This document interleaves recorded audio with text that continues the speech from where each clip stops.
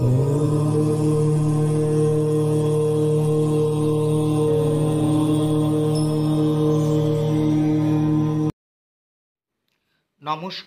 সকল দর্শক বন্ধুদের সুভাষ সরকার অ্যাস্ট্রোলজি চ্যানেলে স্বাগত জানাই।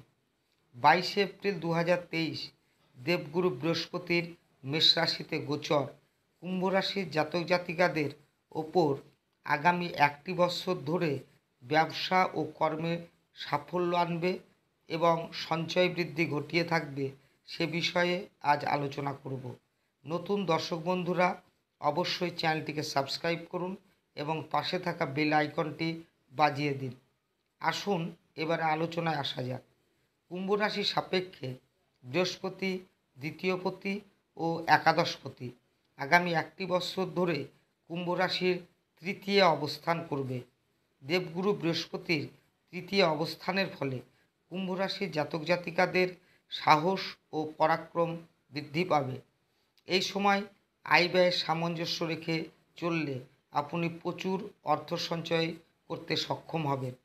ভাই বোনেদের সাথে সম্পর্ক খুব ভালো থাকবে, তাদের সহযোগিতা আপনি পূর্ণভাবে লাভ করবেন। আত্মীয় স্বজনরাও আপনাকে সহযোগিতার হাত বাড়িয়ে দেবে।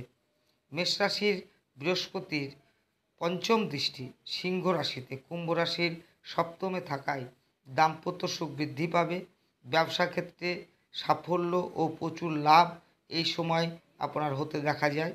ব্যবসায় নতুন বিনিয়োগের ক্ষেত্রেও সাফল্য আসবে। শ্বশুরালয় থেকে অর্থ ও সহযোগিতা আপনি লাভ করবেন। মেষ রাশির বৃহস্পতির সপ্তম দৃষ্টি তুলা রাশিতে কুম্ভ রাশির নবমে থাকায় মত পার্থক্য থাকলেও ভাগ্য বৃদ্ধিতে পিতার সহযোগিতা আপনি লাভ করবেন। কর্মক্ষেত্রে যোগাযোগ বৃদ্ধি পাবে এবং কিছু বাধার মধ্যে দিয়েও আপনার এই সময় ভাগ্যবৃদ্ধি হয়ে থাকবে। ঈশ্বরপ্রীতি আপনার এই সময় বৃদ্ধি পেতে দেখা যাবে। মেষ রাশির বৃহস্পতির নবম দৃষ্টি ধনু রাশিতে কুম্ভ রাশির একাদশে থাকায় ব্যবসা ক্ষেত্রে প্রচুর সাফল্য ও অর্থলাভ যোগ এই সময় আপনার তৈরি হবে। বিভিন্ন কাজকর্মের মধ্যে যারা যুক্ত রয়েছেন তাদেরও প্রচুর উপার্জন বৃদ্ধি পেতে এই সময় দেখা যায়।